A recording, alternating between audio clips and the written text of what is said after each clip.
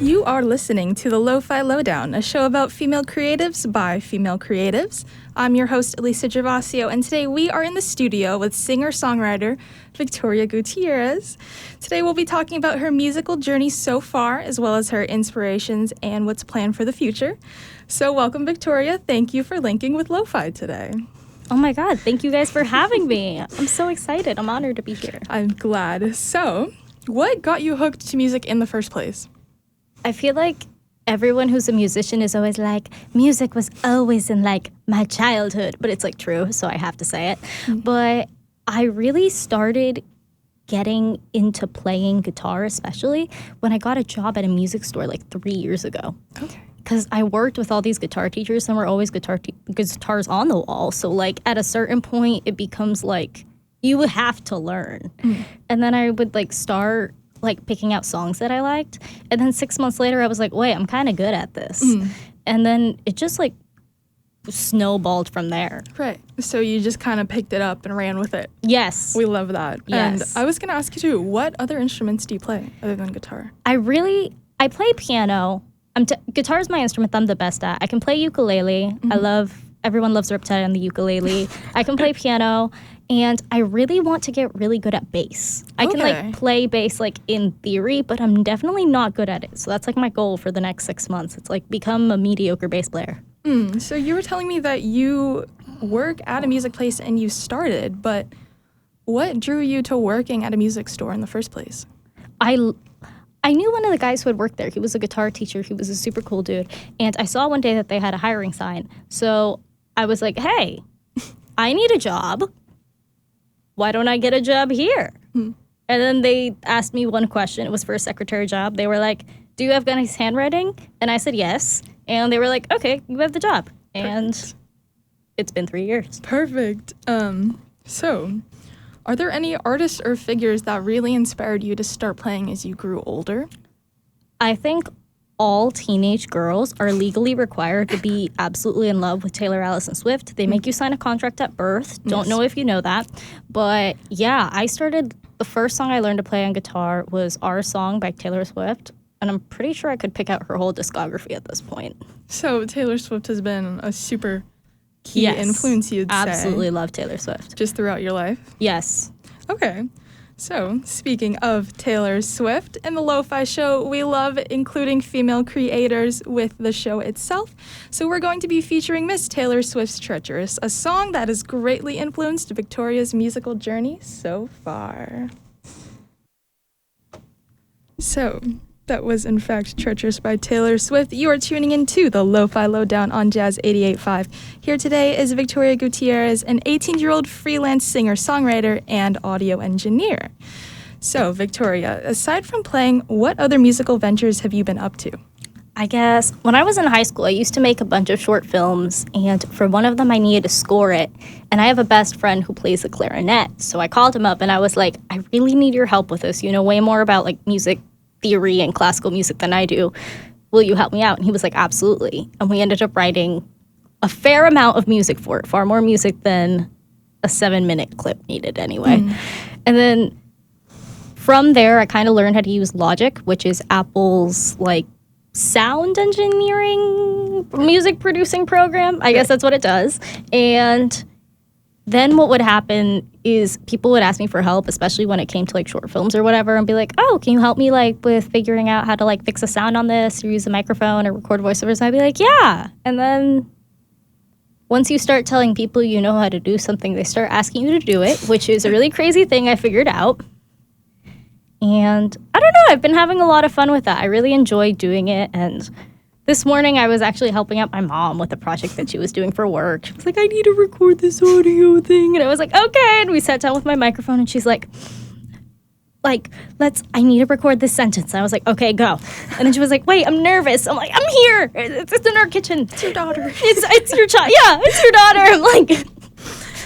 It's so funny because once mom needs help, you're a professional. Yeah, no, and then in the middle of it, she'll be like, cut. And I'll be like, why are you telling me to cut? You can't cut. You don't have, and she's like, I don't know, that's what I see on the movies. I'm like, this is sound. So, like, that's good that you started. You said high school, right? Yeah, that was, I guess, senior year of high school. And you were doing film with that. So that's, see, the thing is, something that's super good in the industry and a lot of like media is that if you're like a jack of all trades, that makes it way better.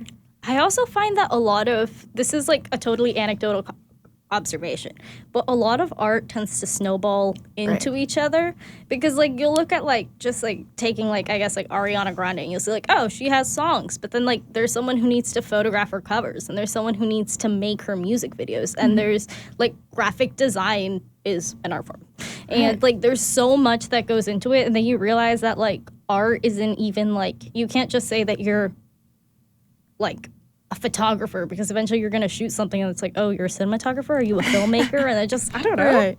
I think it's cool. It's so versatile. I love it. I love why creativity is so good. Creativity is awesome. Everyone should be a little more creative. Yes. So you've done some work with a company recently. If you could tell me a little bit more about that, I feel like that'd be awesome. Yeah, so I was asked to record kind of like audio tracks for the kind of, I guess there's not a better way of putting it, the tracks that people need to hear when they're blind and they can't read instead of having braille like for computer screens. I was asked to record that, and I had to record a bunch of people who were like talking and reading out loud these scripts, and it was really funny and I had a really good time with it. It's really tedious, but I really enjoy it because you have to go through the whole thing, so you've just got to like cut out people's breathing, and then at a certain point, you get like really grossed out by the sounds of people's breaths. They're like, and you're like, ew. See, like, but the thing is, who you did it with, I feel like that's so exciting for an 18-year-old who is starting to get like a foot into it. It is exciting. I'm really happy about it. Mm-hmm. So when you got that opportunity, were you like stoked? Did you run to mom and be like, Mom, guess what happened today? I think at a certain point, I don't get very excited about things like that just because I want to make sure that they last. I see. Okay. And you don't want to hype yourself up and then you realize that's the last good thing that ever happened to you. No. It's okay. It's okay. You just, you can get excited, but then you realize, how do I make this last forever? See, you get that little taste and you're like, I need more. Yeah. So was that your first freelance gig, you would say? I think the first freelance gig that was bigger outside of like random people I know. So yes. Specify. It was just like a quick thing for CBS. It was really cool. Mm-hmm. But before that, did you do any like performances with friends or anything, or like even at school? Working in a music store, you know a lot of musicians. Right. So just like kind of like you'll go to like jams or whatever, and you'll like see your friends in like bands and whatnot. You might help them out, but definitely not so much so far. I did recently start a band with some of my neighbors, who I love very much. Shout out Hannah, shout out Avery. Very cool, very cool. So we don't have a name, we do have a group chat, and I think that's what really matters. And I don't know, I'm happy to see where that's going. They play guitar, they play piano. I also play guitar, so, you know. Similar vibes. So, like, music is different from tracking your voice for what you did for your freelance work. But do you see yourself working with audio production and engineering with the future? I think considering that so much of music is just recording music is producing and recording audio, so I think there's no way that I could ever record music without it playing into each other. Right. Yeah. See, that just goes back to creativity and having everything meet in the middle. Right? So, in general, how would you say your love for music influenced your life today as it is? I think it's so funny that I keep coming back to it, but I really love the job that I do, and I love the people I've gotten to meet from it. And I love like my neighbors, and I love like the friends that I've made, and I really think that music creates kind of a common cultural touchstone for people. Right. And that it's like you'll go to a conversation and you'll be like, oh my God, like what's your favorite song by this person? And then you realize that you've been friends for years. Right. It's like I've met friends at shows and whatnot, and it's just really cool to like that something so that something so beautiful can just bring a lot of people together. I think that's really cool. A lot of people say music is the universal language. Like, you'll see, like, BTS come to America, and while some people may not be fluent in Korean, they know exactly what the story is, and they can all unite with people across the globe, which is something that's so fascinating with music. The power of BTS is absolutely insane. I know. Very powerful. Are the songs bops? Yes. Yes. Yes, absolutely. They're very talented. They're just, it's unbelievable to me, like, how one group has managed to, like, really take the world by storm. Right. And it's, like, so impressive. They're And it so kind cool. of happened, like, Right? blink of an eye. Impressive. I see, like, people on Twitter talking about BTS. I'm like, wow, this is insane.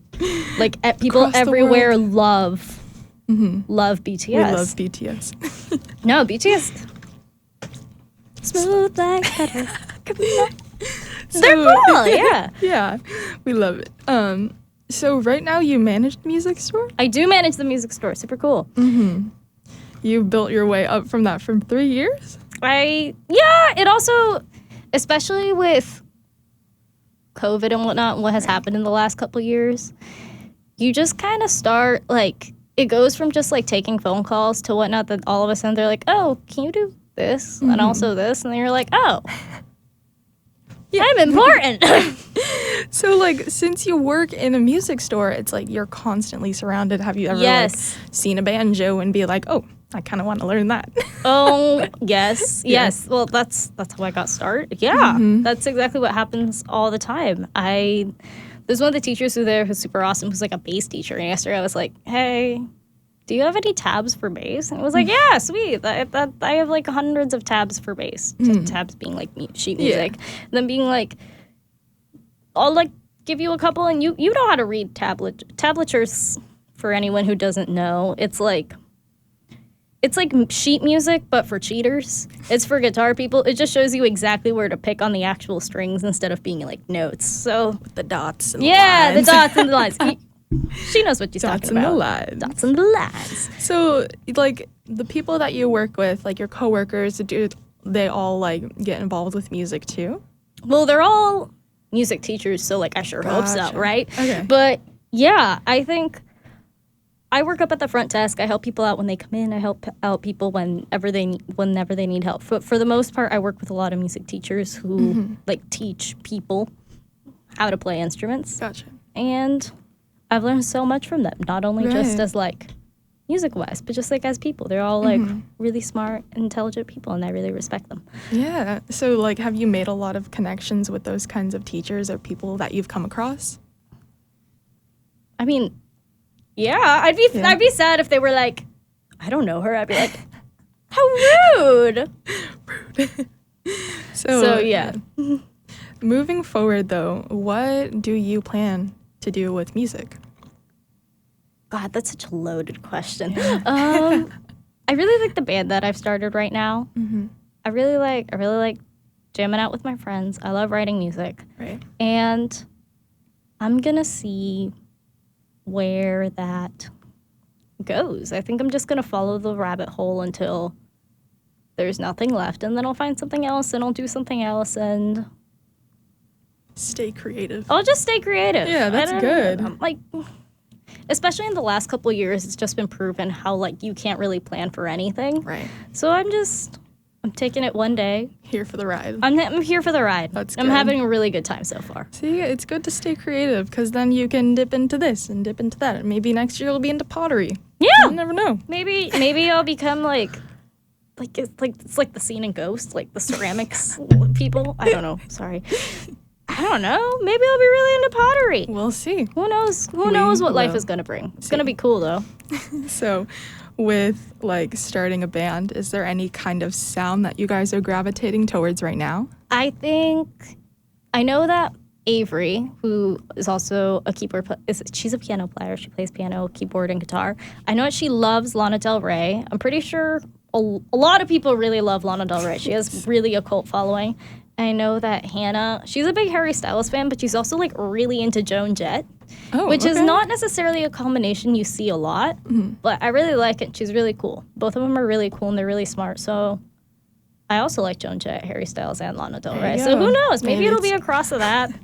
like an alternative of rock, alternative and indie together. Alternative. Yeah. I think.